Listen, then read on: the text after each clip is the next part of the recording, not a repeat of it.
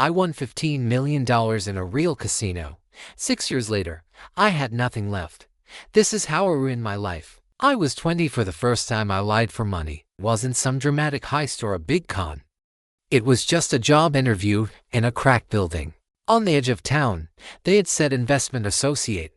Sounded classy. In reality, it was a call center, cold calls, fake stocks, shady scripts. And I didn't care. I needed money. It smelled like energy drinks and cheap cologne. Phones ringing nonstop. Guys in tight shirts yelling close IT. And high-fiving over a $200 sale. The boss walked around like a mini Jordan Belfort. I should have run. Instead, I stayed. Day 1, I met a guy named Rick, short, bald, gold watch too big for his wrist. He leaned over and said, "You gamble?"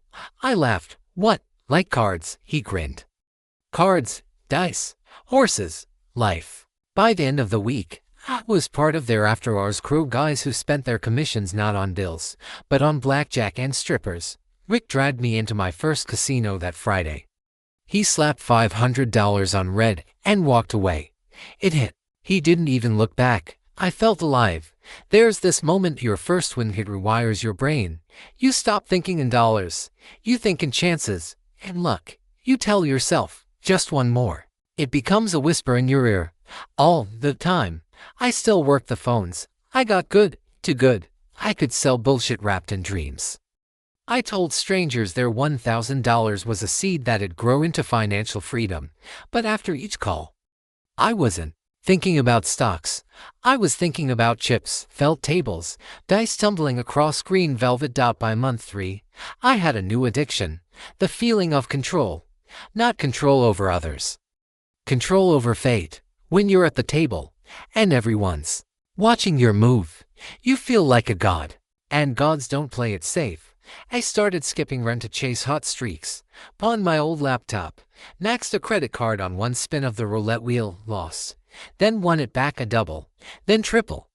Then lost it all again. My parents thought I was working overtime. My friends thought I was saving for a car. The truth, I was standing in smoky casinos at 3 a.m., watching strangers cheer while I sank deeper into a life I couldn't control. One night, Rick looked at me across the poker table and said, "You're chasing something you can't catch, kid." I didn't understand what he meant. Not yet. Because that night, I was dealt the best hand of my life. And it was only the beginning. The best hand of my life came on a Wednesday night, in a casino just off the interstate. It was quiet. No music, no drunk tourists, just locals and silence. The kind of silence that smells like cigarettes and losing streaks. I sat down at a high-stakes table with $3,000 more than I could afford and told myself this was it. Win or go home. I didn't go home. 4 hours later, I walked out with $180. Cash. No one could believe it. Not even me. I kept checking the receipt like it might vanish. Rick was losing his mind. "You just robbed this place, man." I laughed so hard my face hurt. That night we partied like it was the end of the world. I woke up in a hotel suite I didn't remember booking, surrounded by bottles, people I didn't know, and a hooker crying in the bathroom. It felt like a movie, a bad one, but I wasn't scared. I was hooked.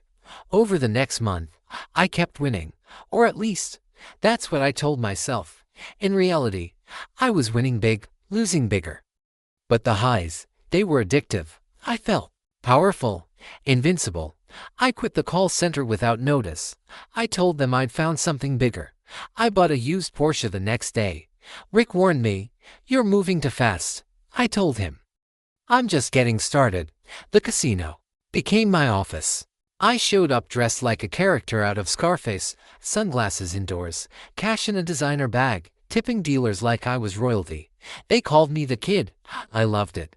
But with each win, I got bolder, reckless. I didn't just want money, I wanted legacy, a name. So I did what every delusional rich idiot does. I started a business, a logistics company, warehousing, delivery, B2B operations. I didn't know a thing about it, but I had cash and confidence, and sometimes that's enough. At first, it worked. I hired smart people, paid well, treated everyone like family, I was the good boss, the one who bought lunch and partied with the crew. Clients came fast, deals closed fast, and revenue poured in. I moved into a penthouse, took my parents to Paris, paid off old debts like they were never real, and every time I looked in the mirror, I didn't see a gambler. I saw a king. But you can only ride a dragon for so long before it turns and burns you alive. I didn't know it yet. But the clock was ticking. And the house always wins. Asterisk asterisk. The night I won $15 million started like any other. It was storming hard. Thunder shook the sky. Rain slammed the pavement like nails. Rick had bailed on our trip, but I didn't care. I drove alone 3 hours to a casino I'd never been to. I had a weird feeling about it. Not bad, not good, just different. The place was massive. Marble floors, chandeliers, private rooms. The kind of place where whispers carry further than shouts. I didn't plan to bet big, just pass time, clear my head. Then I saw it, the high roller room. You don't walk in unless you're serious. I was serious. I sat down with $250,000. Not the biggest bet in the room, but enough to earn a nod from the floor manager. I played slow, focused, no drinks, just numbers, odds, instinct. And then it happened. In the span of 40 minutes, I went from $250,000 to $1.3 million, then $4 million, then $9. I could feel everyone watching, dealers whispering, security checking, feeds. I wasn't counting cards. I wasn't cheating. I was just winning. It was like the universe pressed undo on every loss I'd ever taken. One final hand, $6 million on the table. I doubled down. The room went silent. Dealer flipped. 20-1. I don't even remember what I said. I think I laughed, not from joy, but disbelief. The manager came over with a clipboard. Security flanked both sides of me. I signed documents I didn't read. Shook hands I don't remember. An hour later, I was in a bulletproof car with a check in a locked briefcase, $15 million. After taxes, fees, and more paperwork than a NASA launch, it was mine. I didn't cry. I didn't scream. I just stared out the window and thought, now what? That question haunted me. But first, I built an empire. My logistics company, which had already been making 6 figures a month, exploded. I reinvested millions, bought out competitors, opened 3 new branches. We handled everything from medical supply chains to e-commerce fulfillment. Our capital valuation crossed $20 million within the year, then $35, then $50. I was pulling in $300,000 to $500,000 a month. After taxes, after payroll, I had a lawyer on retainer, a financial advisor, and a personal driver named Leon who used to work for a Saudi prince. I bought a villa in Spain I visited twice, a Rolls-Royce I barely drove. My friends joked I had a midlife crisis at 28. But I didn't care. If I had more money than I could spend, more power than I could handle, and more arrogance than I knew what to do with. I was untouchable. Until 2020. The pandemic hit like a freight train. Lockdowns choked supply chains. Border closures ruined contracts. Clients froze payments. Some vanished overnight. We tried to pivot, offer software, remote logistics tools, but our strength had always been physical operations, warehouses, drivers, real-world movement. And suddenly, the real world has stopped. Within 6 months, cash flow turned to blood flow. I poured money in to keep it afloat. Millions. I sold properties, cut salaries, begged clients to hold on. But it was like bailing out the Titanic with a teacup. We crushed. And I did what gamblers do best. I tried to double down. I wasn't ready to be broke again. So, I did what every burned-out millionaire does. I reinvented myself. At least, that's what I told people. In reality, I was throwing darts in the dark, hoping anything would stick. I launched an online store selling gym equipment. Failed. Tried a crypto startup. Lost $500,000 in 6 weeks. Tried coaching, trading courses, even bought a 10,000-follower Instagram page to turn it into a personal brand. Nothing worked. Nothing felt real. Every venture started with excitement. This is the one, I'd say. 2 weeks later, I was canceling ad accounts and arguing with freelancers who disappeared with deposits. Over and over again. I started drinking. Again, not socially and desperately. Day drinking in my penthouse. Whiskey with lunch, vodka with dinner.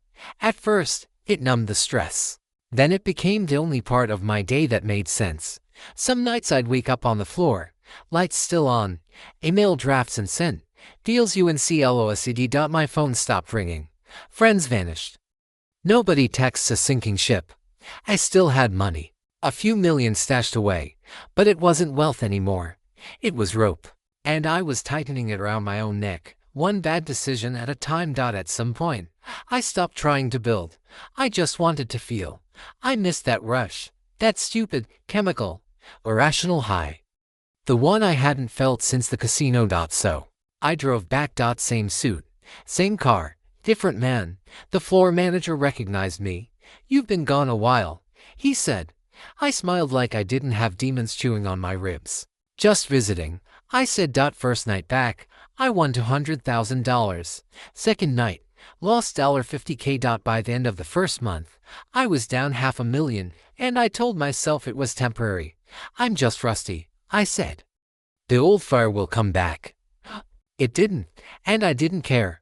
Losing became uncomfortable, familiar, like a song you hate but still know all the words to. Eventually, I started making reckless bets.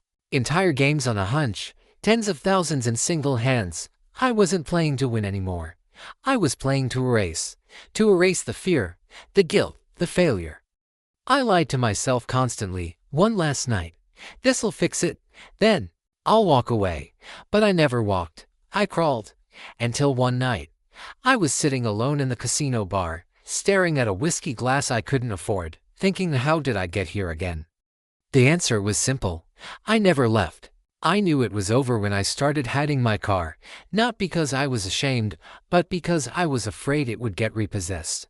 I parked it 3 blocks away, under a dying streetlight, like a fugitive. Some nights I'd walk past it twice just to make sure no one had found it. It was a $180,000 car. Now it was just leverage, a last asset I didn't want them to take. Debt collectors had started circling. Emails turned to calls, calls turned to letters, letters turned to knocks on the door. I stopped answering. My penthouse, the one with floor-to-ceiling windows and an ocean view, had become a prison. Curtains always closed. Food delivery only. Lights off during the day so no one could see I was still inside. My fridge was empty. My inbox was full of unpaid invoices. My hands wouldn't stop shaking. Then came the knock. It was 9:42 a.m. Two men, in black jackets, courthouse badges. They were calm, even polite. "We have an order," one of them said. I didn't argue. I didn't yell. I just stepped aside. They took everything. TV, laptop, watches, paintings, my last bottle of Glenfiddich. They even unplugged the coffee machine like it owed someone money. I stood in the doorway, barefoot, watching my life get packed into boxes. I tried to feel something: anger, sadness, shame. But all I felt was cold and tired. When they left, I sat on the floor for hours. No sound, no phone, just my own breathing. It felt like sitting inside a grave I dug with poker chips and dollar bills. The next day, my Porsche was gone. Towed, claimed, doesn't matter. I called Rick. First time in months. He answered after the third ring. "Kid," I said nothing. Just breathed. He knew. He drove over with 2 beers and a cigarette. We didn't talk much. Just sat on the curb outside my building, looking like 2 men who had both made a deal with the devil. "And lost, you know," he said, "when you were up. Man, you were really up." Scared the shit out of me. I nodded. I thought I was untouchable. He looked at me, dead serious. "No one is." By the end of the month, I was out of the penthouse. Out of cash, out of reasons. Rented a shitty 1-bedroom outside the city. Mattress on the floor. No internet. Used a burner phone. I told myself I was resetting. But the truth, I had given up.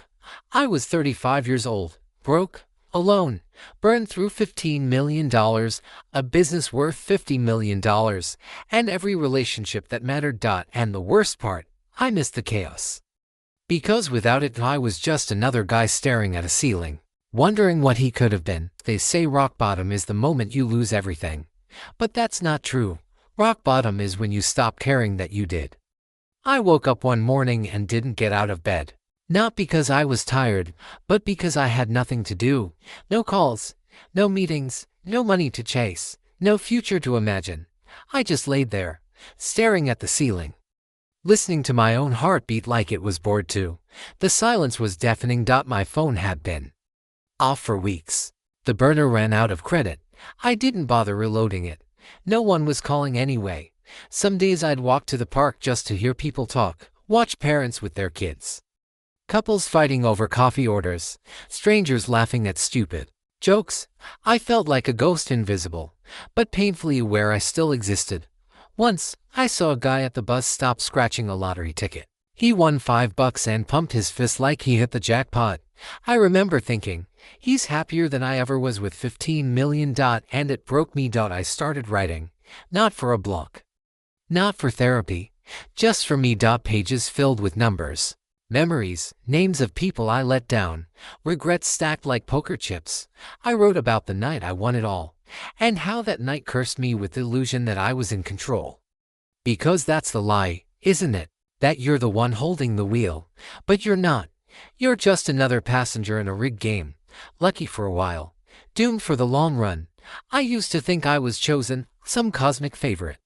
Turns out, I was just next in line. One night, I went back to that casino. Not to play, just to see it. Same lights, same sounds, same desperate energy in the air. I stood outside for an hour, watching people come and go, some smiling, some broken. One guy walked out screaming at his phone, another walked in with shaking hands. I didn't go inside. I turned around. That was the closest I'd come to winning in years. I'm still figuring things out. I work at a small warehouse now, lifting boxes, organizing pallets, clocking in and out like it matters. No one there knows who I used to be. No one would believe it. Sometimes, I walk past mirrored glass and barely recognize myself. Not because I've aged, but because I've changed. And maybe that's okay. Because here's the truth. You don't need 15 million to ruin your life. You just need one bad decision, and the belief that the next one will fix it.